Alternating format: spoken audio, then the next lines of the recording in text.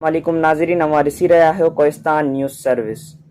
थाणो बुलाखान में समाजी तंज़ीम वाहिगुरु फाउंडेशन जे उहिदेदारनि जी हलफ़ खणाइण वारी तक़रीब मौलाई हाउस में मुनक़िद कई वई।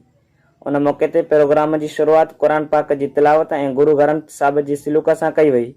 उन मौक़े ते गुरु नानक दरबार जी गादी नशीन बाबू अर्जन दास उदासी चूंडियल उहिदेदारनि खे हलफ़ खणायो।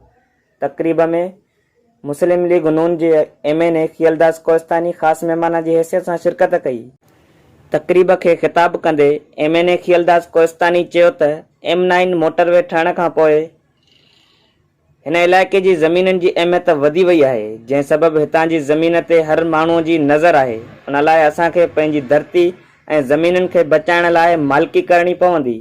हिन वधीक चयो त 1947 में मलिक सिकंदर ख़ान, काज़ी अकबर ऐं मल ख़ान पालारी जी कोशिशुनि सां कोहिस्तान मां हिंदुनि जी लॾ पढ़ाण न थी।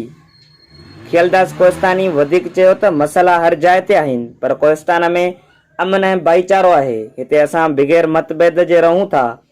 हिन वधीक चयो त मोटरवे ते थाणो बुलाखान चौक ते क्रॉसिंग लाइ पुल क़ाइमु करणु ऐं इलाइक़े जे ग़लति नालनि जी दुरुस्तगी कराइण लाइ असेंबलीअ में आवाज़ उथारियो आहे। तक़रीब खे नारायण दास मौलाई, डॉक्टर श्याम सुंदर, मुखी आलमचंद, दीवान लेखराज, डॉक्टर राकेश मुतियाणी, सामनदास, डॉक्टर भवनमल, दौलतराम, हरेश कलाई, हरेश कुमार कोहिस्तानी ऐं ॿियनि पिणु ख़िताब कयो। जॾहिं त तक़रीब में कोहिस्तान जे सिविल सोसाइटी वॾे अंग में शिरकत कई। वधीक ख़बरुनि लाइ ॾिसंदा रहो Kohistan news service. Report Kohistan news service team Thano बुलाखान।